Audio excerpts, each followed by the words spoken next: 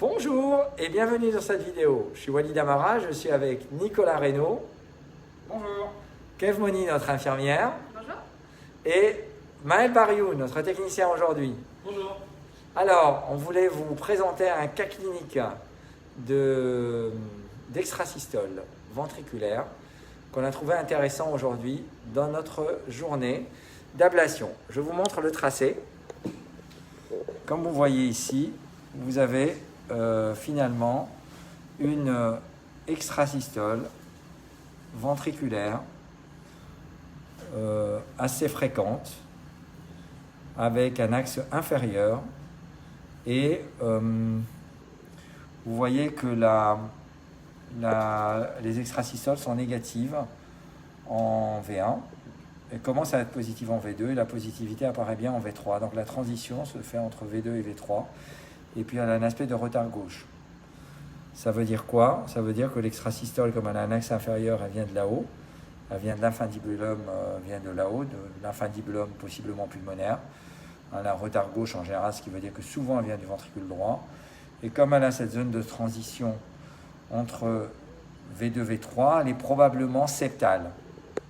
Donc, elle est probablement septale et on a décidé de réaliser une cartographie pour localiser l'origine.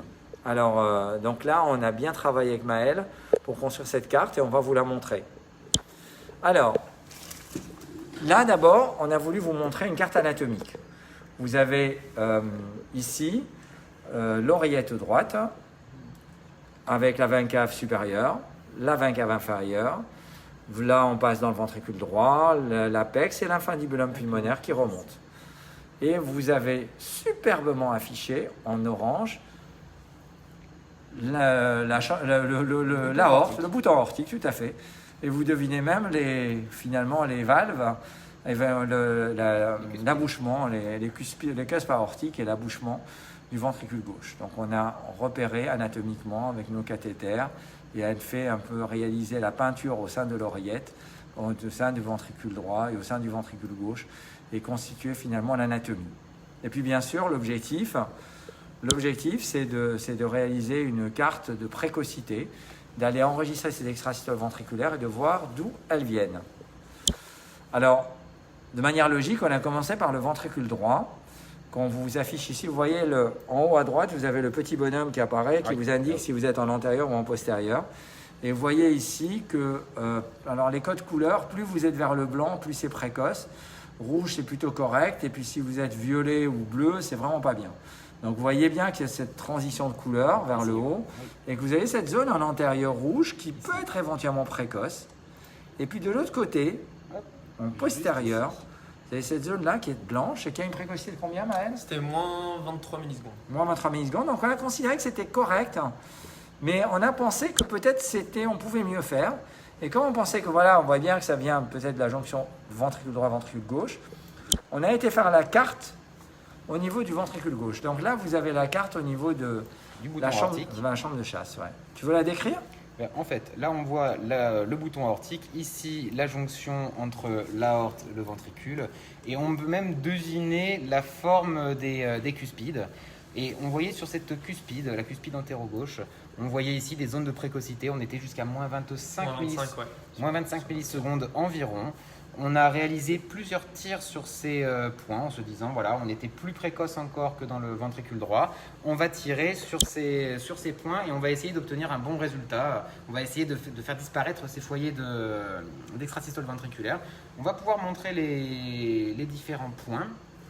Est-ce que tu peux l'afficher, par exemple, le ventricule droit et le ventricule gauche, les deux ensemble, pour qu'on voit bien où est-ce qu'on a tiré? Parce que ça, je trouve ça super intéressant. Vous voyez bien que l'endroit où on a tiré, c'est vraiment l'endroit entre les deux chambres de chasse, tout simplement. Vous voyez bien qu'elles s'embrassent toutes les deux et elles sont enlacées l'une avec l'autre. Et en fait, nous, vraiment, on brûle dans la jonction des deux chambres de chasse. Donc, c'est super magnifique.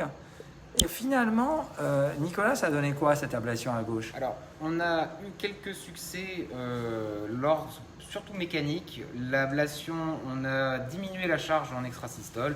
Il y avait des passages bigéminés. Dès qu'on tirait, on augmentait le nombre d'extrasystoles. Et puis, quand on arrêtait de tirer, elles disparaissaient. Finalement, au bout de quelques minutes, elles sont rapidement revenues et on a décidé d'aller à droite. On s'est dit il y avait un deuxième foyer éventuellement. On a décidé d'aller à droite en pensant que peut-être qu'il y a un complément à faire. Et le fait d'aller à droite, on se dit cette zone-là de jonction des deux ventricules et probablement on fera mieux en allant à droite. Et donc là, on revient à droite. Et alors là, je vous réaffiche la même carte.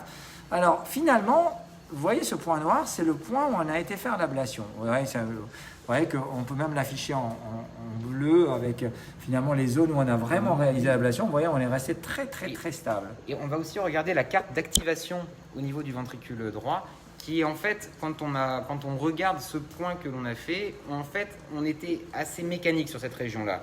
Et quand on regarde la carte d'activation, on voit qu'on était en fait très proche. On est très proche du point de sortie initial. Celui qu'on avait repéré, c'était cette première région rouge que l'on avait repérée. Et c'est vrai qu'on avait l'impression que l'extrasystole sortait de ce point de sortie. Alors, on va leur montrer, voilà, effectivement, sur les ECG. Là, on voit très bien. Tu peux leur expliquer les extrasystoles. Donc ça, ce sont ça, c'est le CG12 dérivation pendant l'intervention, avant le tir d'ablation. Et en fait, ces extrasystoles, elles étaient mécaniques. On était, avec notre cathéter, on était environ à 20-25 grammes. On était mécanique, on a déclenché des extrasystoles mécaniques. Et la cotation du logiciel Ensight nous disait 100% par rapport à l'ESV clinique.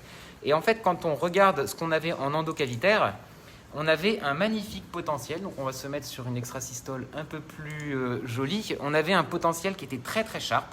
Et avec, on va dire, une précocité qui était aux alentours de 25-26 millisecondes, toujours. Donc, on a décidé de faire le tir d'ablation. Le tir d'ablation qu'on vous a montré, le single shot, on le voit à partir d'ici. On voit ablation oui. Et en fait, on voit immédiatement un warm-up avec un cycle qui va commencer à se ralentir, puis qui continue à se ralentir. On continue le tir. Et là, plus une seule extrasystole. Le tir a été un succès. Et succès persistant parce que dans les 10 minutes de surveillance après le tir, il n'y avait plus aucune extrasystole et ça a complètement disparu.